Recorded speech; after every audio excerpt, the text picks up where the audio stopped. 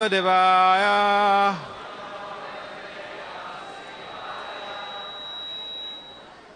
Om Namo Bhagavate Vasudevaya. Om Namo Bhagavate Vasudevaya. Narayanam Namaskritya Arancheva Naruttama Devim Saraswati Vyasat Tato Jaya Mudirayat Nastapayesu Bhadresu Nityam Bhagavata Sevaya Bhagavate Uttama Sloke Bhakti Bhavaiti Naistike. So Srimad Bhagavatam, Canto 7, Chapter 2.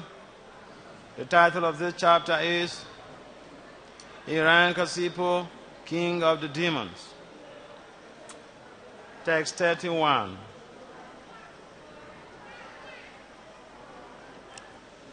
O Sinarendram Vihina Vidina Tapta Kritam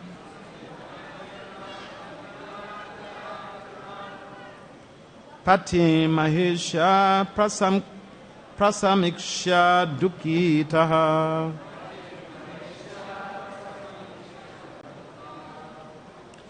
Hatasman Naketihar Kare Urobrisham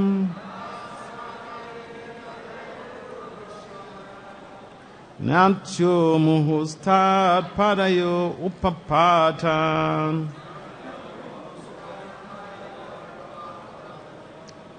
Usinerindram Vidinam Tatakritam Pati Mahisha Prasa Miksha Dukitaha Hatasma Naketi Kare Uro Brisham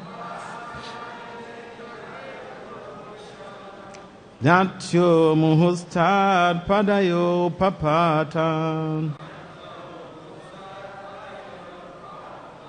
Can someone try?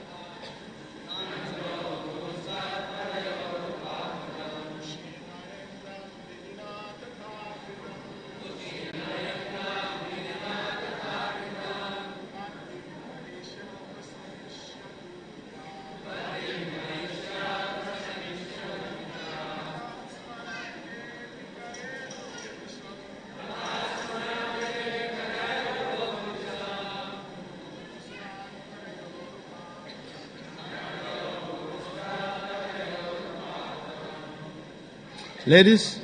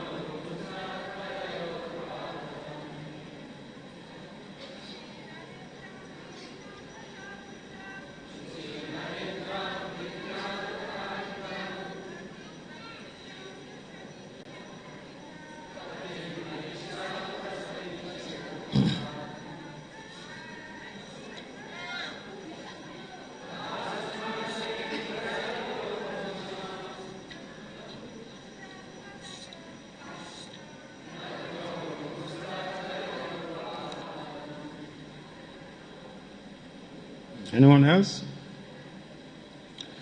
Okay, so word for word translation.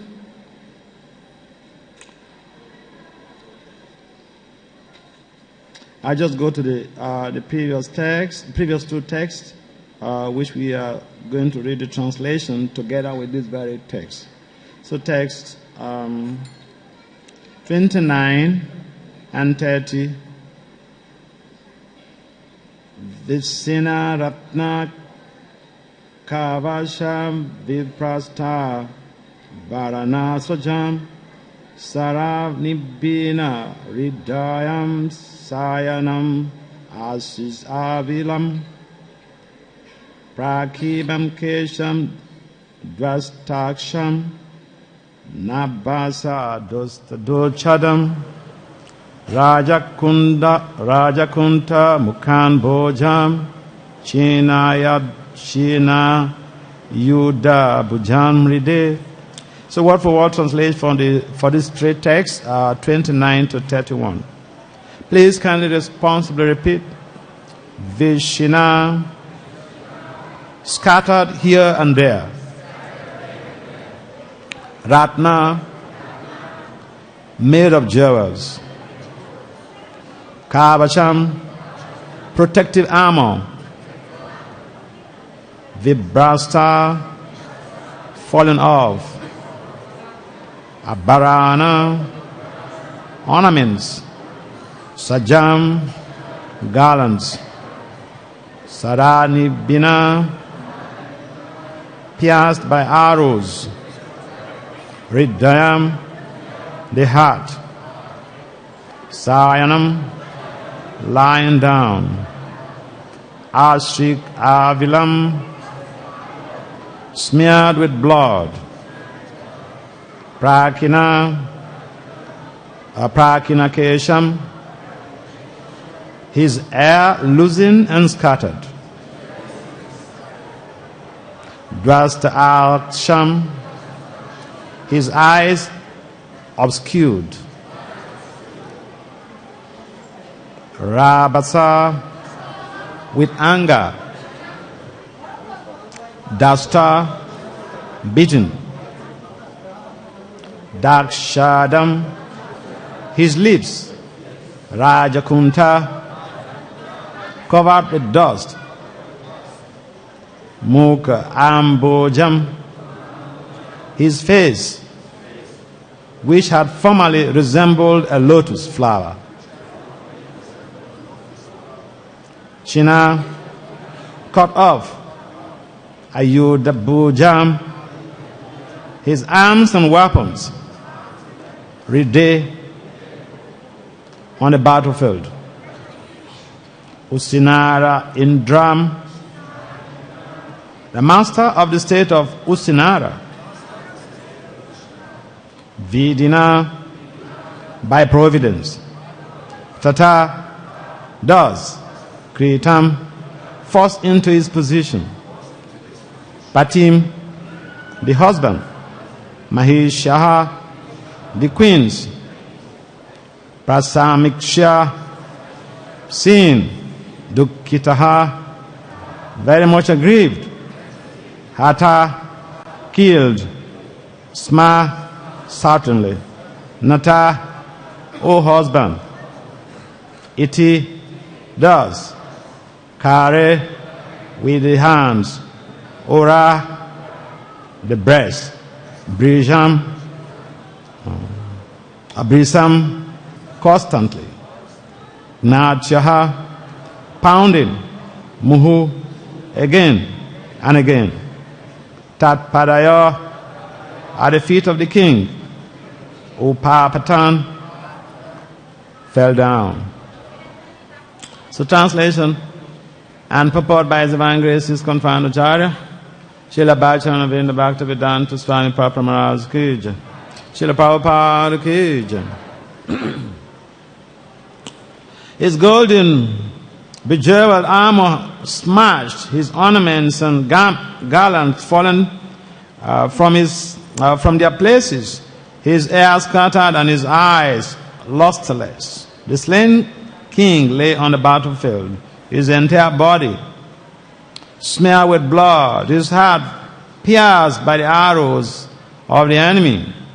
When he died, he had wanted to show his prowess, and thus he had bitten his lips, and his teeth remained in that position. His beautiful lotus-like face was now black and covered with dust from the battlefield. His arms, with his sword and other weapons, were cut and broken. When the queens of the king of Usinara saw their husband lying in that position, they began crying, quote, "O Lord, now that you have been killed, we also have been killed," unquote. Repeating these words again and again, they fell down, pounding their breasts at the feet of the dead king.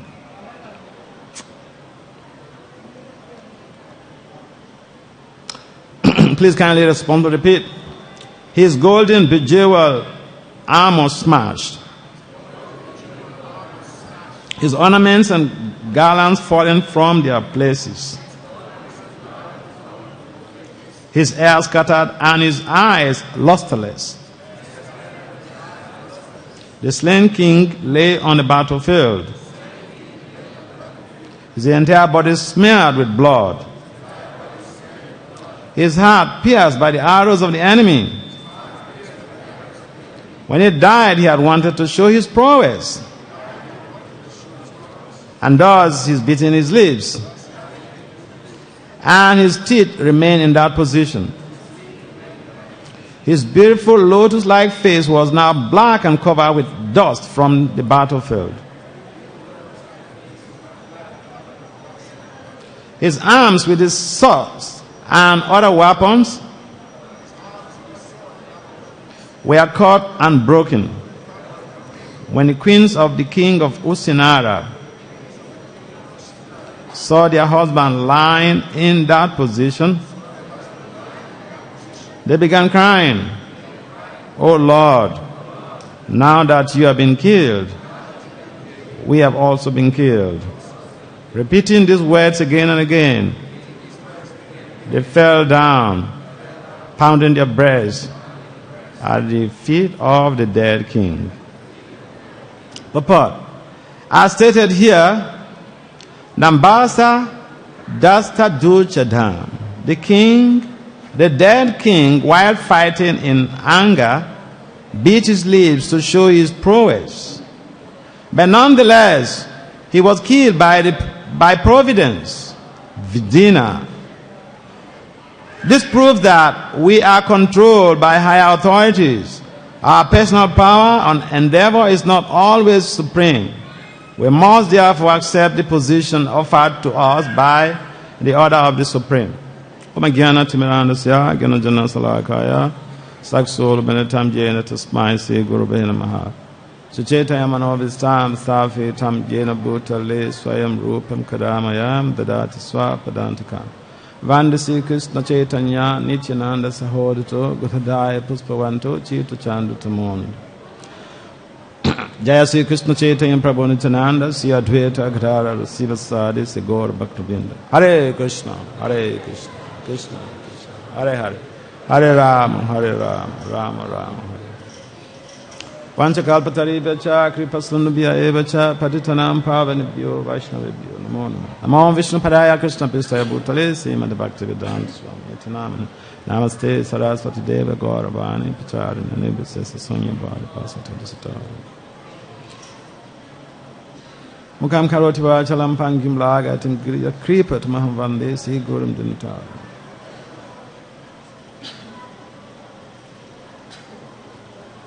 So, this is a continuation of Lord Hiranyakashipu's pacification process. When someone when someone is bereaved, that is the time that his loved ones will show some concern. And so here,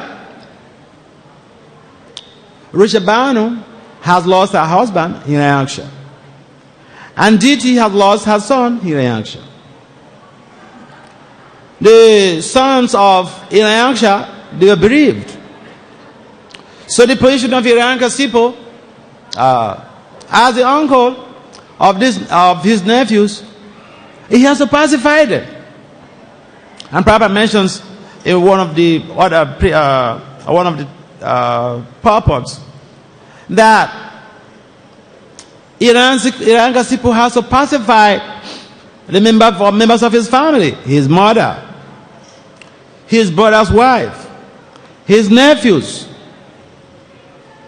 And in the process, he has to be able to, proffer some evidence from the Shastra, what has taken place before. And that is why he brought in the story of the king of Usinara to be able to bring to the purview. Because if you're saying something, you have to be graphic, or you have to give some examples. So, as a very ardent preacher, in quote, he has to give examples. Otherwise, how are the members of the family going to be convinced that, this is normal, that death is normal?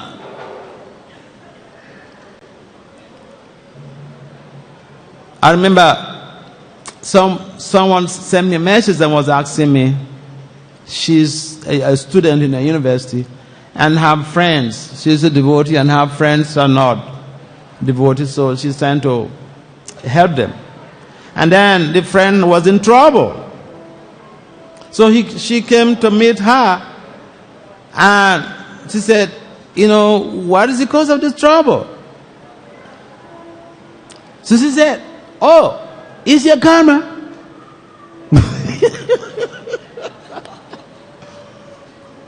So, this is a typical case where we can really go very raw, grossly raw, and instead of pacifying someone when they are aggrieved, when they are in pain, we give them the raw truth that they cannot digest. So, here, we may say, Hiranyakashipu is a demon, so what has he got to offer? But we go into retrospect, we know that Hiranyakashipu, he was a very close associate of Lord Vishnu. So this is just what we call a lila, or in modern day terminology, is theater art. When people are on stage, people have to assume different positions. And essential factor here is pacification. When someone is aggrieved, what do we do?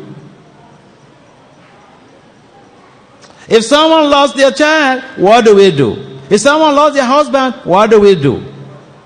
Do we tell them, hey, because you are very offensive to the devotees, so you lost your husband? No. Of course, pacification generically means to try to relieve someone of their grief. But also, pacification euphemistically means genocide en masse. But here, Papa used the word pacified in that previous purport to mean reflecting the generic meaning of pacification, which means someone is in trouble and we have to assume a position to be able to counsel the person, to pacify the person, to relieve the person from their pain. Why? Because when someone is in trouble, that is when they figure out who really loves them. If all is good, anybody can say, oh, my darling, I love you so much. But the people want to see not just our lip service, our practical endowment to really giving them succor in their lives. And so there is a lot we can learn from ISKCON here. And this learning is based on the fact that, learning is a lifelong process. No one can say, well, I know everything, I don't need anything else. No, because learning is a lifelong process. You can even learn from your child. Even a guru can learn from his disciple. And so the essential factor here is that we need to imbibe that pacification value. Because we are living in a material world where the Bhagavatam says, pada pada hi vi pada. Even our loved ones, they could run into difficulties. What do? We have to be there for them. ISKCON was there for his mother, was there for his sister-in-law, was there for his nephews. And so it's very easy to be raw when someone is in trouble. Or when we say, okay, he's in trouble because this and that. Yeah, we may know, okay, it might be offensive, but, whatever we are saying when someone's in trouble, we should ask ourselves, is this something that is going to help to create a positive change in this person? What I'm saying, is it going to help to pacify him? Or is it going to aggravate the situation? And so the Bhagavatam itself is full. The Puranas are there to give us an insight about what is to be done and what is not to be done. The application of the Vaishnava Vedanta, they are all implied in the dialogues between the devotees in the Purana, specifically in the Srimad Bhagavatam. And so here we find a case where so-called demon is given valuable instructions. So what does that mean to us?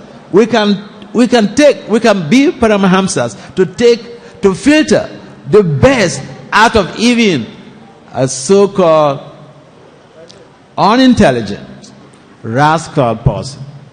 I remember what I learned from President Obama when he was doing his political campaign. My first time I was in the US and I saw him appear on the TV. And one elderly journalist who was supposed to be of his father's age, he came to him. Only name of interview, but it's like harassment. You want to be the president of this country. You tell me what you have. What have you got to render? Very sarcastically. But you know what he did? Instead of feeling hot and being angry, he leaned backwards and then moved forward. And then he beamed with smile. And then he started unfolding his manifesto. So, the bottom line is that someone may even hurt us. We have a responsibility. Responsibility comes from two words: response and ability. The ability to respond. It's all lying on us. So here, what was ISKCON's response to the situation? The bereavement of his mother, the bereavement of his sister-in-law and his nephews. And therefore, we're talking about compassion. We should be demonstrable in terms of how we are sharing that compassion that Prabhupada has left behind us a legacy. And therefore we have to get close. We have to become our brothers' keepers, sisters' keepers, and see how we have been there when a devotee is in difficulty. So pacification basically here implies we should give someone a relief. We should provide some sense of relief for someone when they are in trouble. This is exactly what ISKCON is doing.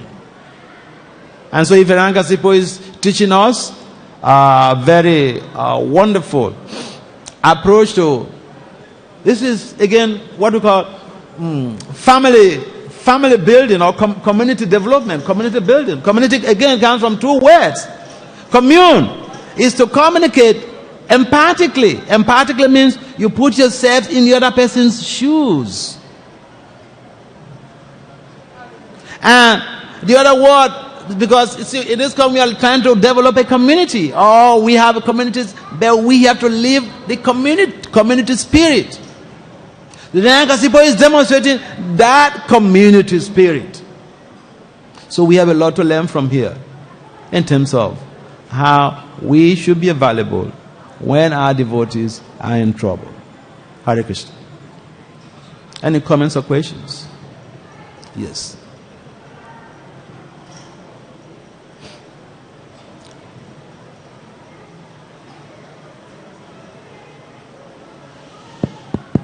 Hare Krishna Maharaj, thank you very much for a very nice class. My question is in relation to the point that you made that we should be Paramahamsas and be able to learn from even the most unqualified person. I was wondering if you could speak a bit more on the point to which extent we should go and do that, because sometimes we find that a lot of devotees can get lost in trying to learn from people who are not so qualified, because they're saying that we can find good even in the non-devotee community, and sometimes we can get lost also. So what words would you be able to give to? Yeah, we give association, we don't take association. We may associate with people, even so-called non-devotees. Man, you see, everyone ultimately is a devotee of the Lord. It's a matter of time. The people we are preaching to now, they may become pure devotees, and we are still where we are standing. I've been there for 30 years before you came. Doesn't mean I'm better than you. No. It's a matter of time. You may be my guru. Who knows? And therefore it is important that when we associate, we give association. We don't take. Someone may have good qualities. A swan, when I say Paramahamsa, I mean a swan. A swan filters the milk. It takes the milk from the water, leaves the water. That's why I use that word, Paramahamsa. Swan. It takes the best from the mixture.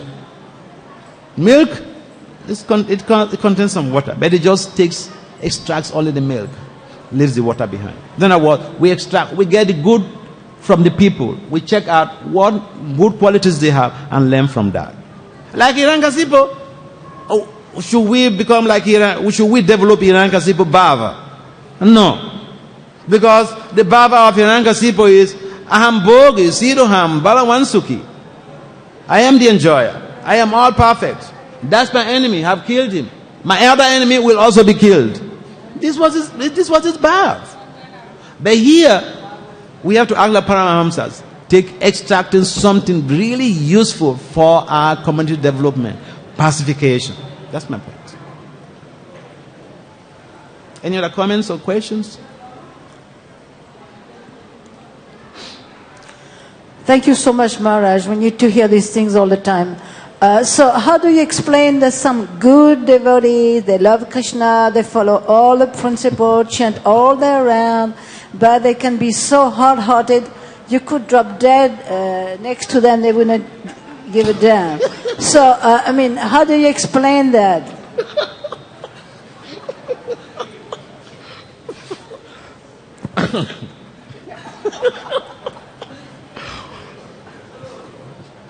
That's a very nice question.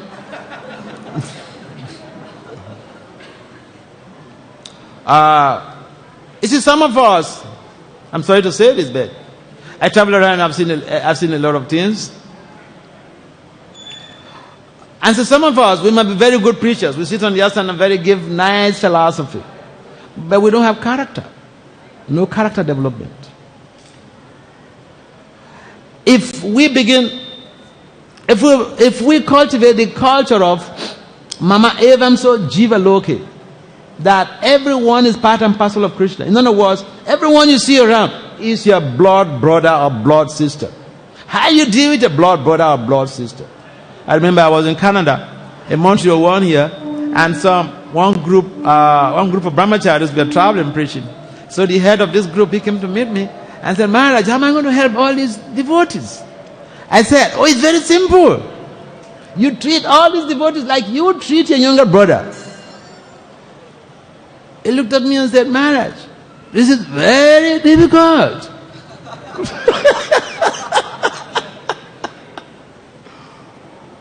Yet we are hearing Krishna saying in the Gita, Mama evam so jiva loke jiva buddha sanatana. That everyone is my part and parcel. What does that mean? And Krishna mentions in the Gita, he is the father. So, we may hear and repeat the Shastra and not be able to implement anything. In other words, we become paratologists. A parrot repeats something, but does not really, it just repeats, it's just expertise in repeating.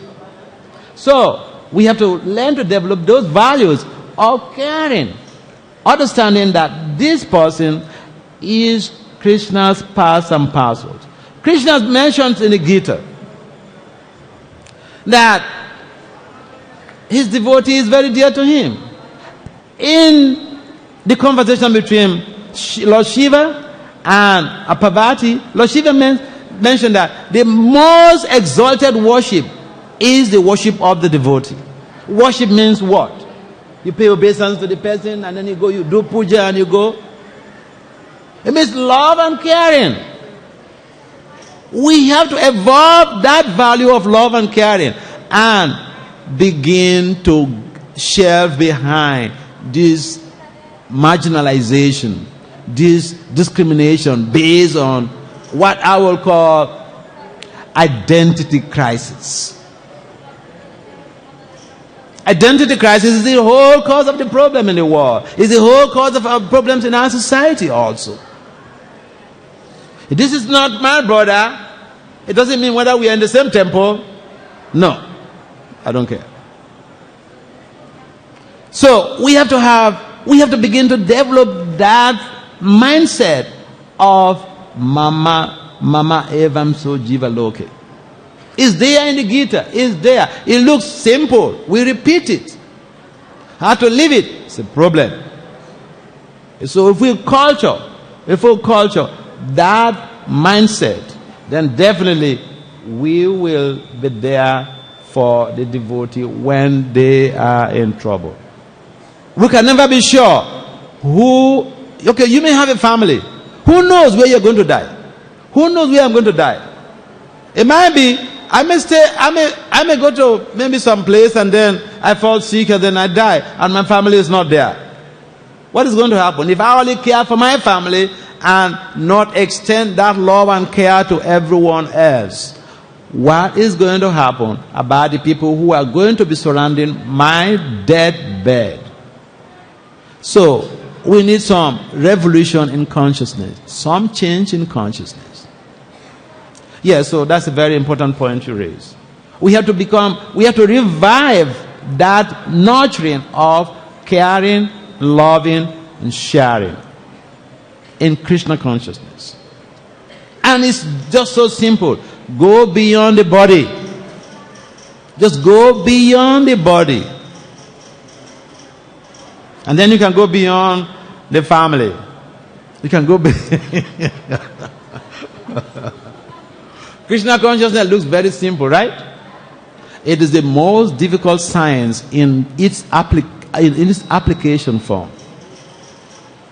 It is the most difficult science. People talk about physics and applied mathematics or calculus. But Krishna consciousness is the most difficult science. So thank you. The class is supposed to stop at 8:45 and it's exactly 8:45. Srila Prabhupada ki.